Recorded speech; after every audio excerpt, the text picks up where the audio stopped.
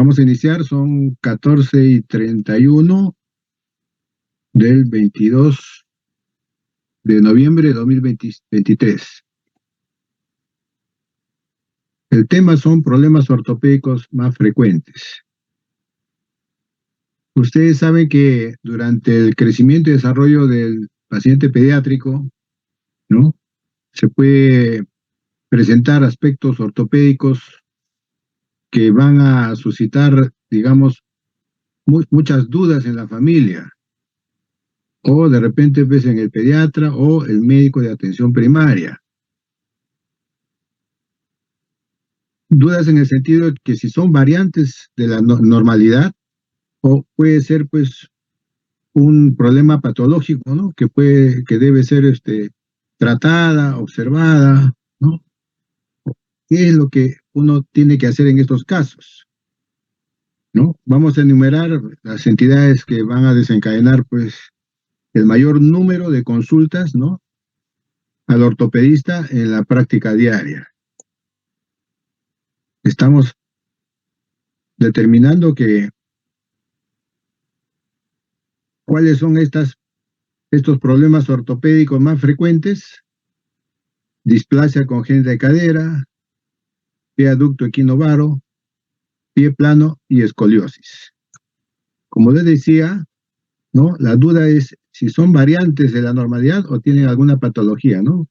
De manera que uno tiene que determinar si el tratamiento es conservador o en algunos casos quirúrgico.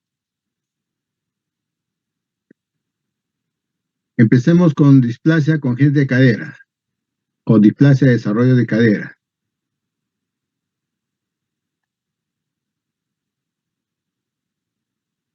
Anatómicamente, ¿no?, la articulación de la cadera es una enartrosis. Esto es importante que tengan en cuenta. ¿Qué significa que sea una enartrosis? La enartrosis es una articulación pues, que tiene movimiento libre, que puede rotar en cualquier eje. Ejemplos que tenemos nosotros es la cadera y el hombro, ¿no? Estos van a determinar pues que la extremidad inferior, en el caso de la articulación de la cadera, exigen estabilidad y flexibilidad para que funcionen adecuadamente, ¿no?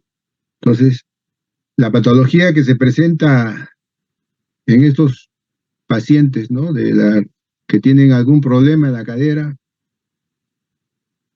en algunos casos llamado también pues luxación congénita de cadera, porque va a describir con más precisión, ¿no?, variables en cuanto al trastorno, que abarca pues desde displasias leves como luxaciones francas, ¿no?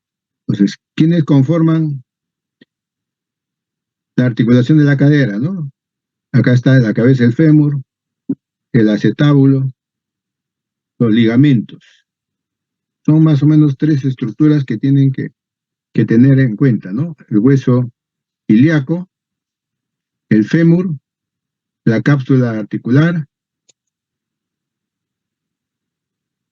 y los ligamentos y músculos.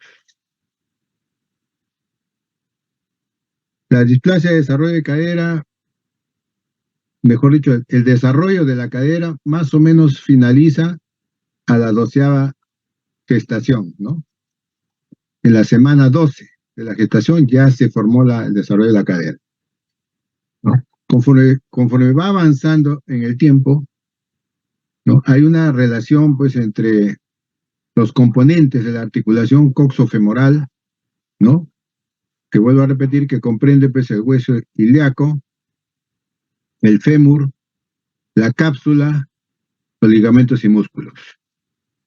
Entonces, en algún momento estas estructuras van a tener alteraciones anatómicas que pueden ser pues leves, que pueden afectar pues durante los periodos embrionario, durante el periodo fetal o el periodo infantil, ¿no? Puede ser secundario a causas intrínsecas o causas extrínsecas, ¿no? Que condicionan pues, que esta relación anormal de la cabeza femoral y del acetábulo se altere. Por eso que se entiende que es un proceso dinámico, ¿no? Que muchas veces se puede resolver espontáneamente y en general la cadera más o menos se estabiliza, ¿no? A los 2 meses de vida, ¿no? Esta patología pues puede ocurrir en cualquier momento, desde la concepción hasta la maduración esquelética, que comprende pues el proceso de la marcha. Desde el punto de vista epidemiológico, ¿no? La incidencia 2 a 3 por cada 1000 recién nacidos vivos. En algunas literaturas, ¿no? Puede ser de 4 hasta 14. Y siempre hay un antecedente familiar, un 10 a 20%. Es más frecuente en el sexo femenino, 80% se presentan estos pacientes, ¿no? Y la relación entre femenino y masculino, 6 a 1. ¿Cuál es la cadera más afectada? La izquierda, 60%, ¿no? Pero puede ser en un 20% bilateral o puede afectarse, pues, la derecha, la cadera derecha. La etiología. En más del 50% de casos, la etiología es desconocida. Pero siempre ustedes tienen que preguntarse, ¿no? Y averiguar cuáles son los factores de riesgo. O sea, ¿por qué algunos pacientes tienen este problema?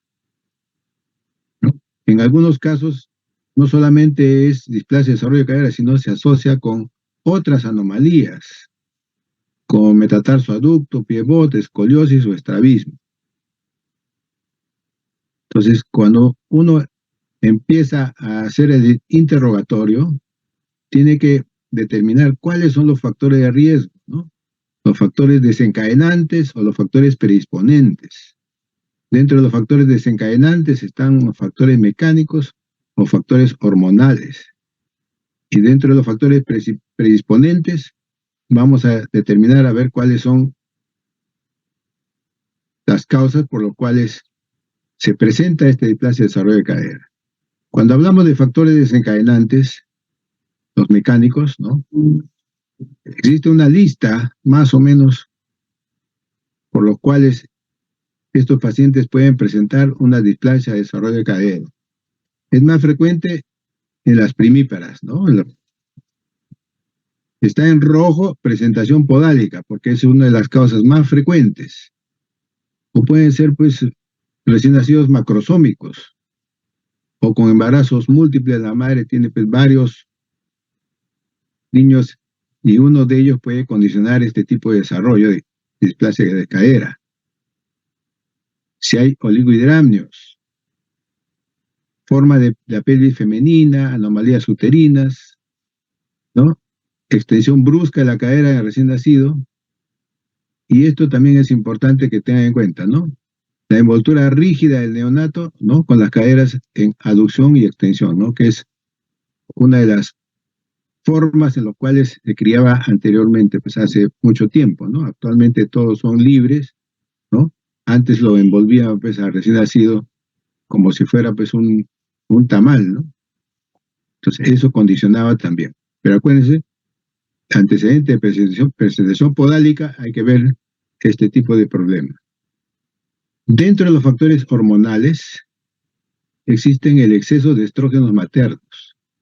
¿Qué va a provocar esto, no? Una relajación de la cápsula articular y que predispone, pues, al desarrollo de displasia de desarrollo de cadera, ¿no? Ustedes saben que la progesterona materna va a inducir en el útero la producción de relaxina. Esta es una hormona, ¿no? Que disminuye la resistencia a la tracción de los ligamentos de la articulación de la cadera. Entonces, esos son los factores desencadenantes de tipo hormonal, ¿no? Por eso que es más frecuente en las mujeres. Los causales predisponentes pueden ser genéticos, ¿no? Y el de sexo femenino. Está en rojo, que son las 3 factores de riesgo de desarrollo de cadera más frecuentes. Presentación podálica, la parte genética, en la herencia de la historia familiar, y el sexo femenino, ¿no? ¿Por qué? Porque son más sensibles a las hormonas maternas y estos pueden condicionar una laxitud de los ligamentos coxofemorales. Raza es más frecuente en la raza blanca, es bien infrecuente en prematuros, quizás porque tienen más libertad, ¿no? Para movilizarse. Y últimamente se ha sugerido que madres que tienen el antecedente de tabaquismo, ¿no? Pueden condicionar este tipo de problema. Existe tipo de desarrollo de displasia de cadera. Está la displasia teratológica, la displasia del desarrollo de la cadera, propiamente dicho, la displasia infantil o del adolescente, ¿no? ¿Qué significa cada uno de estos, no? En la displasia teratológica, ¿no? Se produce en la fase embrionaria. Casi siempre son irreductibles y frecuentemente están asociados pues, a síndromes, ¿no? Asociados a otras patologías, ¿no? Como mielomenicocelia, artrogriposis, síndrome Larsen, ¿no? Son generados en la fase embrionaria. La fase embrionaria se produce pues hasta la 9ª semana de gestación, la fase embrionaria. Después viene la fase fetal hasta el nacimiento. Lo otro es la displasia de desarrollo de cadera que se produce pues, en la vida perinatal, después del nacimiento, ¿no? Esto no suele asociarse pues, a otras patologías, ¿no? Y aquí tienen que determinar cuáles son los factores de riesgo asociados, los 3 más frecuentes que hemos visto anteriormente. La displasia infantil o del adolescente, ¿no? Que se produce pues, cuando existe una deformidad del fémur proximal o del acetábulo. Pero la articulación está principalmente reducida. Ahora, ¿cuáles son las manifestaciones clínicas de la displasia de desarrollo de cadera? Va a depender de acuerdo a la edad del niño. Por ejemplo, ¿no? En el recién nacido, ¿qué cosa vamos a encontrar cuando uno examina la cadera?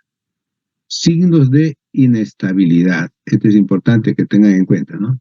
¿Cuáles son esos signos de inestabilidad? Es de acuerdo a las maniobras de Barlow y Ortolani.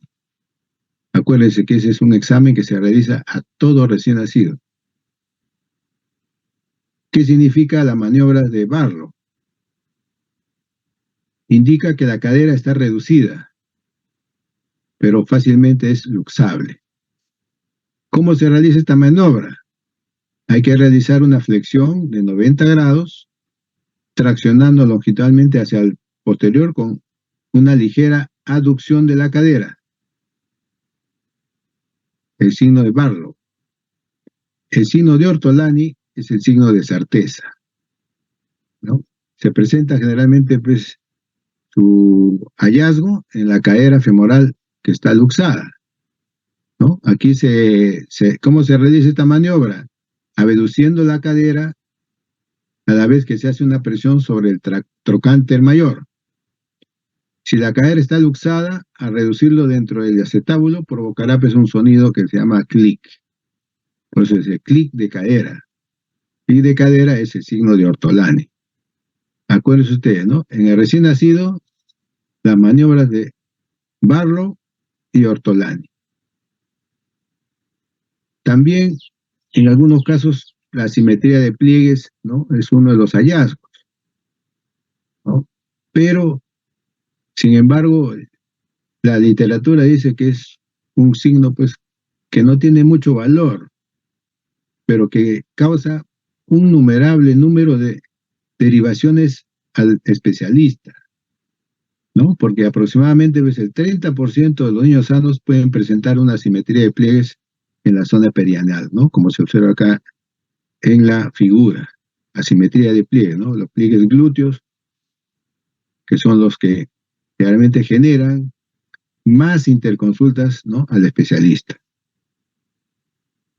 En el niño no deambulante, ¿no? También tenemos la limitación de la flexoabducción de la cadera, el signo de Barlow, ¿no? Como ven ustedes, la simetría en la exploración se debe pues, a una contractura,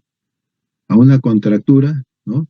del músculo aductor de la cadera, que está con este problema de la displasia, ¿no? Si se observa pues una flexoabducción bilateral menor a 60 grados, se debe sospechar pues una displasia de cadera bilateral. En el niño deambulante, ¿cuál es el signo? El signo de Galeazzi, ¿no? Se observa pues acortamiento del muslo en los pacientes que tienen displasia de desarrollo de cadera, ¿no? Se coloca al niño con las caderas y rodillas flexionadas, ¿no? Y se va a observar pues una asimetría. En casos bilaterales, ¿no? En algunos casos, si son de las dos caderas, a veces no hay asimetría, pero en este caso sí, hay una asimetría, ¿no?, de las caderas y rodillas flexionadas. Ese es en el niño no deambulante. En el niño deambulante, ¿qué va a presentar? Cojera. ¿Por qué? Porque existe una claudicación de la articulación, ¿no? En algunos casos, ¿no?, reporta la literatura la marcha de pato, pues con hipolordosis, en casos de que sea bilateral la displasia, ¿no? Puede también haber limitación de la abducción o signo de Galeazzi. ¿Qué hacemos con estos pacientes que sospechamos, ¿no? Tenemos actualmente pues un examen que es ecografía de las caderas. La ecografía es una prueba pues barata, efectiva, no invasiva y no radiante, ¿no? Y nos permite pues diagnosticar este problema precozmente. En algunos países, ¿no?, la ecografía de cadera se realiza como un screening, ¿no? ¿En quiénes? En los pacientes lactantes de 4 a 3 meses, ¿no? Esto está indicado, por ejemplo, en países donde la incidencia de displasia de desarrollo de cadera es más frecuente, ¿no? Estamos hablando, por ejemplo, en Chile, Canadá, ¿no?, que es muy frecuente esta patología, ¿no? En esos casos, a todos los pacientes de 3 a 4 meses le hacen el screening, ¿no? Ecografía de caderas. Si pasa más de ese tiempo, tenemos radiografía de caderas, ¿no? A partir de los 5 o 6 meses de edad. ¿Qué cosa vamos a ver en la radiografía de caderas? ¿No? La línea de Shenton, ¿no?, que traduce pues una falta de posición, ¿no?, del núcleo cefálico en el centro del cotilo, ¿no?, como en este caso, ¿no? Aquí está prácticamente la misma línea normal, y esta cadera, miren ustedes, este es el fémur, no va directamente, se desplaza, ¿no? Entonces, esa es la línea de Shenton. El otro es el ángulo acetibulador normal, ¿no?, que esta es una cadera normal y esta es una displasia, ¿no? Sabemos que al nacimiento, ¿no?, los valores del ángulo acetabular normal son de 30 grados, pero a partir de los primeros meses disminuye a 20 grados, ¿no? Los niños mayores, ¿no?, mayores de 4 meses, con ángulos superiores a 25 grados, ¿no?, nos van a indicar que tienen displasia de desarrollo de cadera. Recuerden ustedes, ¿no?, si ustedes tienen alguna duda, ecografía al tercer o cuarto mes. Si lo ven al paciente, el control sea a partir del quinto o sexto mes, ya radiografía de caderas. El tratamiento tiene que ser precoz. ¿Por qué? Porque así revierte la displasia en forma definitiva. Pero pongamos que sea tardío, ¿no? Los resultados a veces no son tan buenos, ¿no? En menores de 6 meses, colocar de frente el arnés de Pavlik. De 6 a 18 meses, generalmente se sugiere revisión quirúrgica cerrada. Posterior a los 18 meses, se indica resección quirúrgica a cielo abierto. Entonces, eso es con respecto a la displasia de desarrollo de cadera. El otro problema que puede presentar desde el punto de vista ortopédico es el pie aducto equinovaro. ¿A qué se refiere con el pie aducto varo agudo? aducto congénito, o llamado también PVAC, ¿no? Es una deformidad difícil de entender, inclusive para los especialistas, ¿no? Se debe pues a una alteración de un conjunto de alteraciones del pie que tienen que comprenderse de una manera tridimensional compleja, ¿no? Están los componentes principales del PVAC, ¿no? El paciente de 3 años con PVAC bilateral, está en equino, está en varo, cabo, supino, aducto. Vamos a explicar eso qué significa. El PVAC, que es, acuérdense, ¿no? PVAC es las iniciales, ¿no? Pie, equino, varo, aducto congénito. Es una alteración de desarrollo, ¿no? Que se adquiere dentro del útero o del feto cuando se está desarrollando, ¿no? A partir del segundo trimestre del embarazo, el pie comienza a deformarse, pues debido a factores externos. Difícilmente se va a detectar por ultrasonido antes de la 16 semanas de gestación. ¿Por qué ocurre el PVAC? Por factores extrínsecos en el embarazo, ¿no? Por ejemplo, a la posición del feto en útero, en donde tienen una cantidad limitada de líquido amniótico, llamado pues oligohidramnios, en casos de embarazos múltiples. Aparte de los factores extrínsecos, existen factores genéticos, ¿no? Por ejemplo, ¿no? Si el padre tiene este problema, su hijo tendrá pues 3 a 4% de posibilidades de tenerlo. Y si los dos padres tienen, el hijo puede tener hasta un 15% de desarrollarse de esta patología. Entonces, ¿qué pasa en el desarrollo de estos pies? Se ha visto que existen pues alteraciones en cuanto a la colágena, ¿no? Que van a afectar, ¿qué cosa? Los ligamentos y tendones.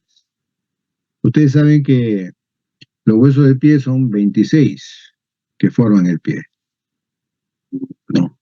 Y en estos casos está alterada por mala posición de los mismos durante el desarrollo. Además, los músculos de la pierna son de menor tamaño y volumen, y los vasos sanguíneos y nervios también están afectados. El diagnóstico, ¿no? Se puede realizar desde el segundo trimestre de embarazo mediante una ultrasonografía de alta resolución, una ecografía, ¿no? De alta resolución.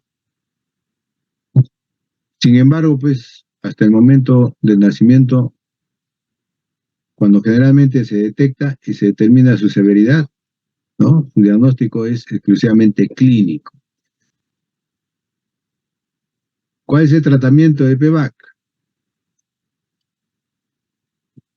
Durante mucho tiempo se ha intentado pues corregir estos problemas de los pies y han empleado muchos métodos que generalmente a veces no han dado pues resultados favorables y en algunos casos son catastróficos, ¿no?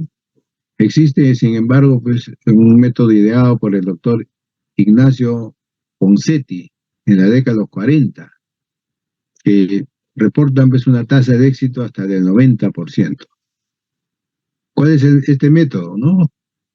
Tiene 3 fases. Primero hay una colocación de yesos correctivos seriados, ¿no? De 4 a 6 en promedio. En algunos casos también hay tenotopía del tendón de Aquiles o el uso, ¿no? De la barra de Dennis Brown, ¿no? En la fase de mantenimiento.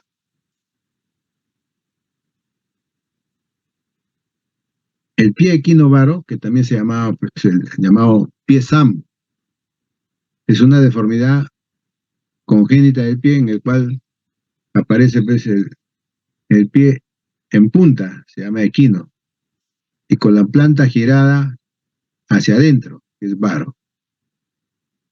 Su frecuencia es 1 por cada 1000 nacidos niños. El 50% de los casos es bilateral, ¿no? Y es el doble más frecuente en niños que en niñas, y es más frecuente pues, en pacientes de sexo masculino. Igualmente, ¿no? El tratamiento es con yeso, que tienen que hacerse permanentemente cambios de acuerdo a la corrección que puedan tener. En algunos casos hay alargamiento quirúrgico del tendón de Aquiles, percutáneo, y nuevamente se vuelven a colocar pues yesos de acuerdo a la postura de corrección, ¿no? Que se puede dejar entre 2 a 3 semanas. Eso con respecto a esta patología. El otro problema también frecuente que se presenta es el famoso pie plano.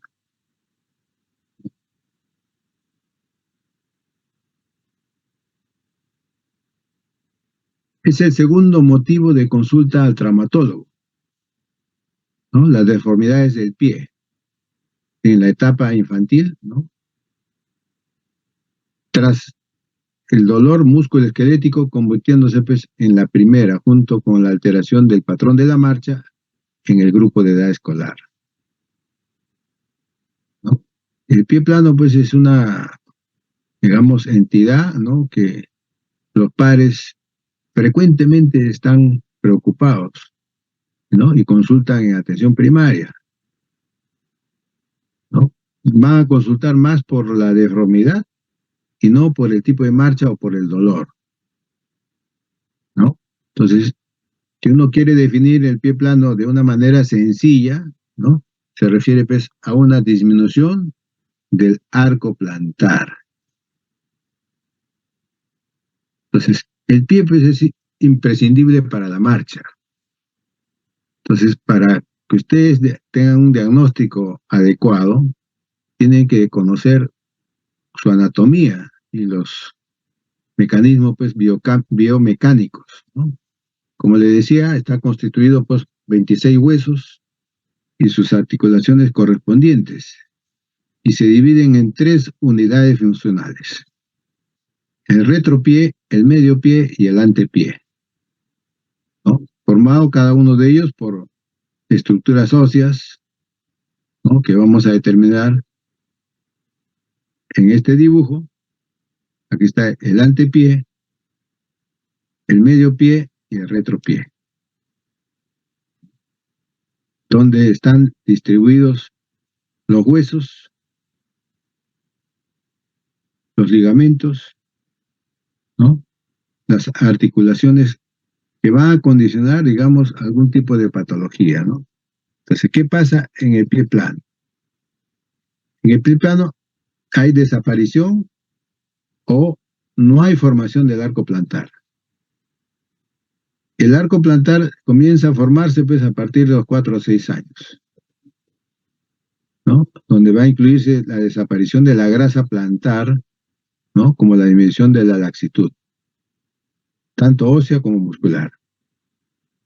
La mayoría de veces son asintomáticos y en muy pocos casos pues pueden presentar síntomas severos, ¿no? Entonces, en varias revisiones de artículos, en los libros, a veces el pie plano, ¿no? Es catalogado como una variante normal del arco interno, ¿no? Puesto que quienes lo presentan suelen funcionar pues con su capacidad normal sin síntomas. Las principales causas asociadas a una disminución del arco plantar interno, ¿no? ¿Cuáles son? ¿No? Cuando existe pues pacientes con sobrepeso, con obesidad, cuando tienen una disfunción del tendón tibial posterior, cuando tienen una deformidad traumática de origen óseo o de tipo articular, ¿no? En los pacientes, por ejemplo, que tienen artritis reumatoidea, pie diabético, ¿no? En algunos síndromes que tienen hiperlaxitud ligamentosa, o algunos pacientes que tienen pues una alteración neuromuscular, un desequilibrio, por ejemplo, en los traumatismos. Y en algunos casos que sea congénito, ¿no? Es donde hay una alteración de algunos huesos, como en el caso de la trisomía del par 21, síndrome de Down. Entonces, ¿cuáles son las características del pie plano? ¿No? El pie plano puede ser flexible con contractura del tendón de Aquiles o puede ser rígido. Hay tres tipos de presentación del pie plano. ¿Cuándo decimos que el pie plano es flexible? ¿No? Cuando se hace evidente, por ejemplo, al pararse, como esta figura. ¿No? Cuando desaparece al ponerse de puntas. Cuando no tiene molestias, no le molesta, no hay dolor, no hay limitación funcional, ¿no? Y en estos casos no hay un tratamiento, ¿no? Lo que se sugiere es, como vamos a ver ahora, un soporte, pues, de un zapato, ¿no? O de plantillas.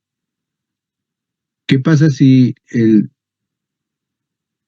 pie es flexible, pero tiene una contractura del tendón de Aquiles? Entonces, aquí existe, pues, una limitación de la dorsiflexión del tobillo, menor de 15 grados. Son pacientes que van a tener cansancio con la actividad física, practican deporte y se cansan, ¿no?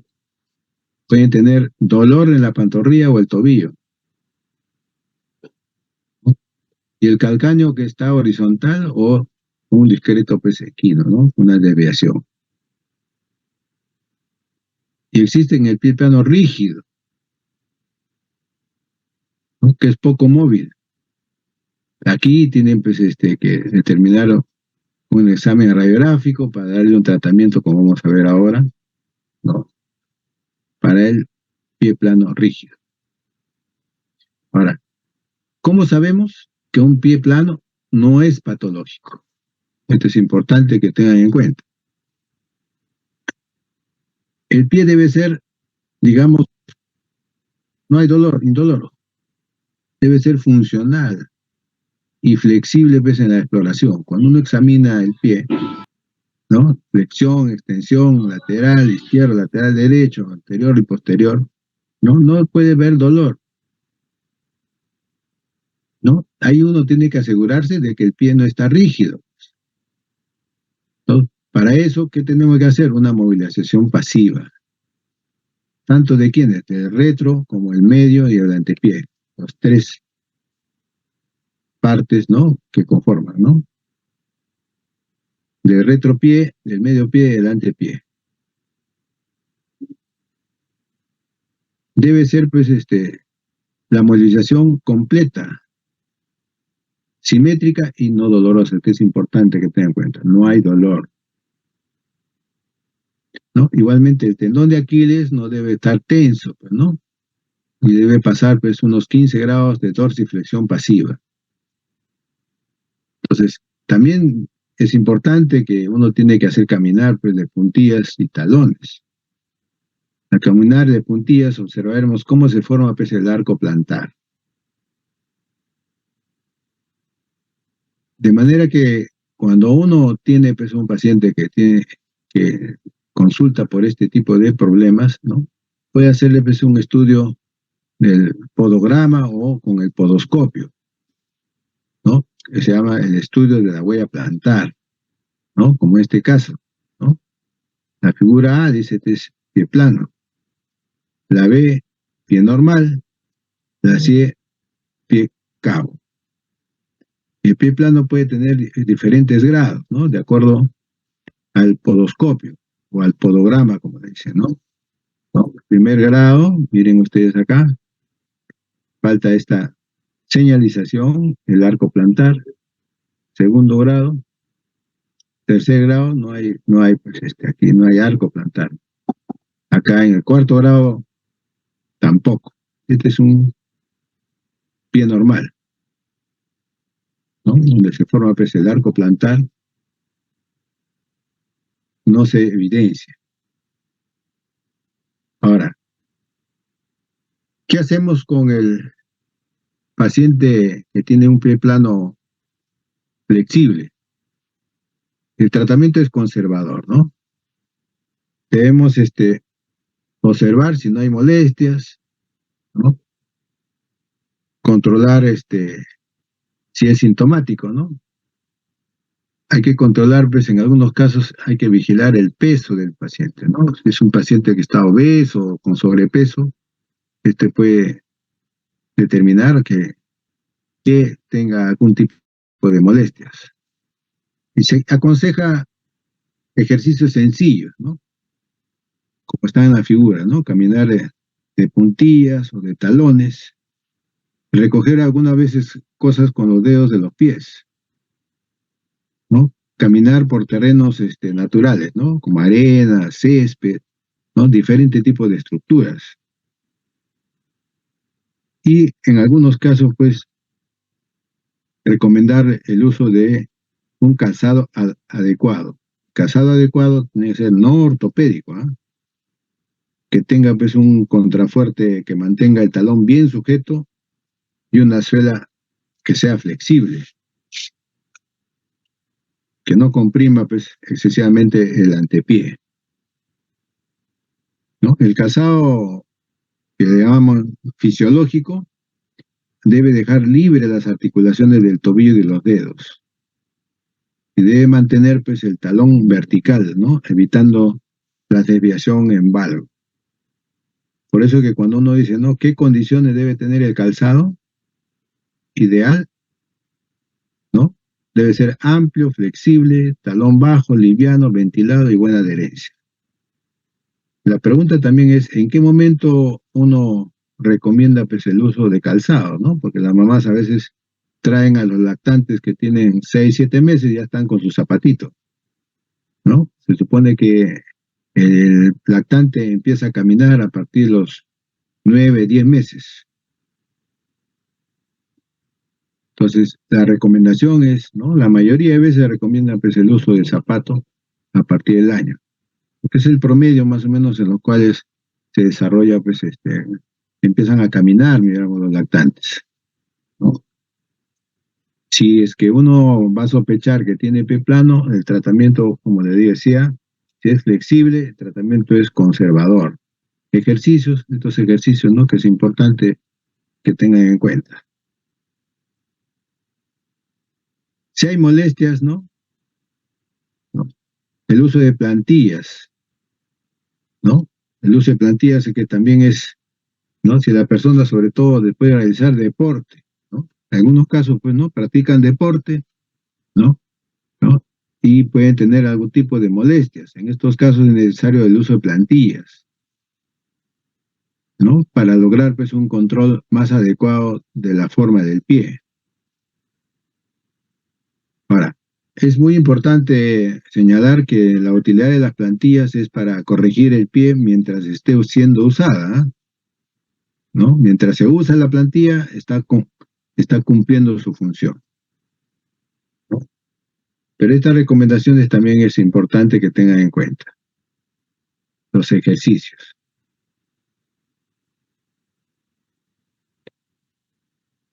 Con respecto a la escoliosis, ¿no? Que es otro de los problemas ortopédicos que se va a presentar también como parte de la consulta. ¿Qué cosa es la escoliosis? ¿No? Es una curva con desplazamiento lateral de la columna vertebral, ¿no? Que le va a dar a la columna un aspecto de una C, ¿no? O de una S, en vez de una I recta, como está en la figura, ¿no? Esta escoliosis puede provocar, pues, en el paciente que los huesos de la columna giren o roten, de manera que cuando ustedes observan el hombro, miren cómo está el hombro acá, ¿no? El hombro o la escápula o cadera quedan más arriba uno que otro, ¿ven?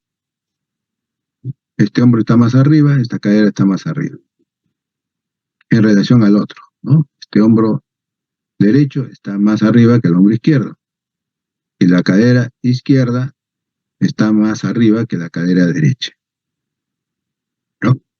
El término idiopático, ¿qué significa, no? Significa, pues, que este trastorno es desconocido en cuanto a su término, ¿no? En la mayoría de los casos, la causa, mejor dicho, la causa que produce este tipo de problema no se conoce. Ahora, ¿por qué es importante evaluar pues, a un niño que posiblemente tiene escoliosis? ¿No? Porque tiene pues, un significado con respecto a la calidad de vida, ¿no? Se refiere al físico y la salud pues, psicosocial de las personas afectadas, que pueden ser blanco de muchas burlas, de problemas de bullying, sobre todo en el colegio. Ahora, existen algunas enfermedades hereditarias, sobre todo del colágeno, o afecciones neurológicas, o displasias esqueléticas, ¿no? Que pueden tener este tipo de patologías y que no han sido pues, detectadas hasta la adolescencia, hasta la presencia de la escoliosis, ¿no? Presenta la escoliosis y de repente pues tiene un problema de fondo. El 40% de los pacientes con escoliosis idiopática, 40% presentan dolor de espalda, que es el motivo por el cual a veces vienen a la consulta.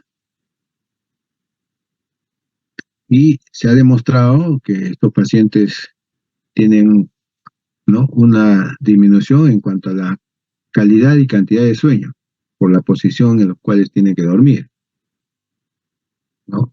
Entonces, como le decía, que el dolor de espalda, sobre todo pues a edades tempranas, aumenta el riesgo de recurrencia en la edad adulta. Y si la curvatura pues, de la alteración es a nivel torácico, tendrán 4 veces más posibilidades de tener dolor torácico que aquellos sin una curva torácica alterada. ¿Cómo saber si mi hijo o hija, ¿no?, tiene escoliosis? Miren ustedes el nivel de los hombros, ¿no? Nivel de los hombros alterados, ¿no? En niños con escoliosis podemos encontrar pues, un hombro más arriba que el otro. Escápulas salientes. La escápula es el omóplato, ¿no? Identificamos uno o más sobresalientes que otro, ¿no? Destacando una asimetría en la parte de espalda y hombros.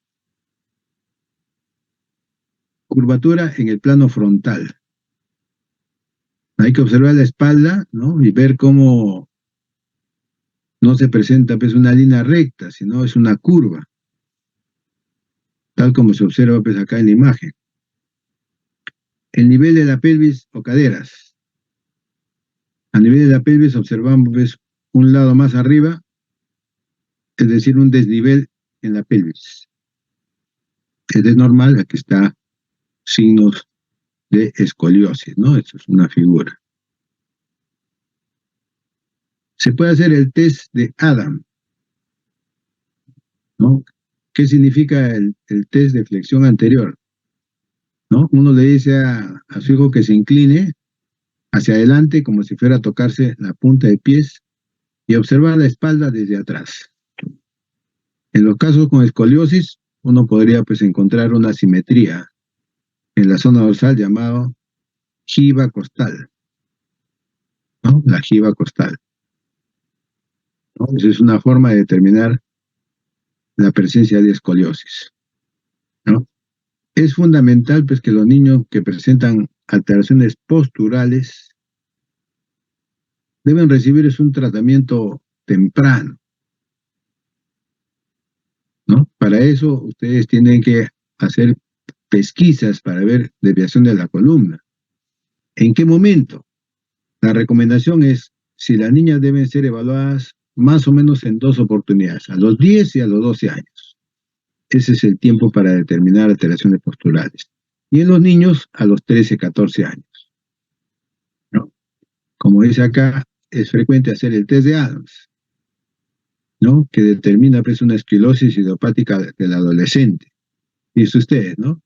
Hay una simetría del tronco desde atrás, ¿eh?, con el niño flexionando hacia adelante.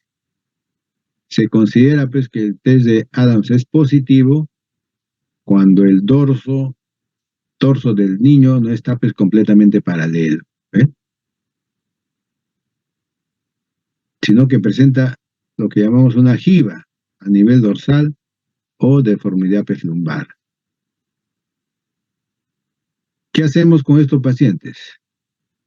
Desde el punto de vista clínico, tenemos que tomar una radiografía, una teleradiografía posterior de columna vertebral. Una radiografía simple, para confirmar pues, la presencia o no de escoliosis, ¿no? Mayor del 10% y si hay rotación, ¿no? En algunos casos está aquí el ángulo de Cobb, ¿no? El ángulo de Cobb, que en la figura, ven ustedes acá, este ángulo, ¿no? Se medirá pues del platillo superior de la vértebra, ¿no? Con el límite superior del platillo inferior de la vértebra, ¿no? Este tiene una curva, un ángulo. El ángulo de Cobb. ¿Para qué sirve eso, no? Pues vamos a determinar cuál es el tratamiento. El otro es también el estado madurativo. O sea, uno evalúa el ángulo de Cobb y el otro evalúa el estado madurativo, ¿no? Ese es el cartílago triradiado abierto, fémur, ilion, isquion, ¿no? De acuerdo a eso, van a determinar ustedes el crecimiento, ¿no? De acuerdo a la observación radiográfica. Uno pide, ¿qué tiene que pedir? Teleradiografía posterior de columna vertebral y estado madurativo, ¿no? Esa es la solicitud, ¿no? Eso viene con el informe que viene del radiólogo y de acuerdo a eso van a determinar, ¿no? La escoliosis idiopática del adolescente de acuerdo a la valoración, ¿no? Del ángulo de Cobb y de la madurez, van a determinar cuál es el tratamiento, ¿no? En algunos casos seguimiento, cada 4 a 6 meses, seguimiento más continuo, utilizar en algunos casos corsé, ¿no? Seguimiento pues anual y en algunos casos tratamiento quirúrgico. En el caso del paciente maduro, pues aquí tenemos pues, este es el paciente que tiene fusión y artrodesis definitiva. La fusión se realiza desde el punto de vista quirúrgico, ¿no? Aplicación con tornillos, que es tornillos pediculares, ¿no? Que es el gold estándar, ¿no? En algunos casos se utiliza ganchos o bandas sublaminares, ¿no? Ese es en el caso pues, de que sea mayor del 50% la presencia del ángulo, ¿no? Entonces, ¿qué hacemos con estos pacientes, no? Una vez que hacemos la evaluación clínica, pedimos la radiografía y después de eso el tratamiento, ¿no? Creo que con eso hemos revisado, ¿no? Las patologías ortopédicas más frecuentes en la consulta de atención primaria o del especialista. Entonces, finalmente lo que tengo que recalcar es que durante el crecimiento y desarrollo, uno tiene que evaluar este tipo de problemas, ¿no? Entendiendo como crecimiento, ¿no? En cuanto a controles de peso, talla, perímetro cefálico, ¿no? Y desarrollo con respecto a las habilidades, ¿no? A los hitos de desarrollo, las habilidades que puedan tener, ¿no? Desde el punto de vista del desarrollo.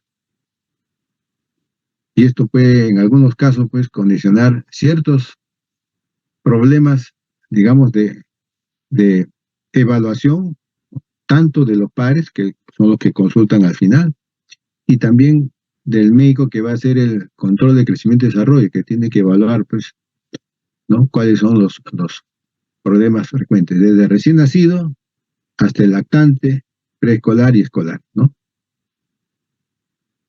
¿Alguna pregunta? Tenemos todavía unos 10 minutos.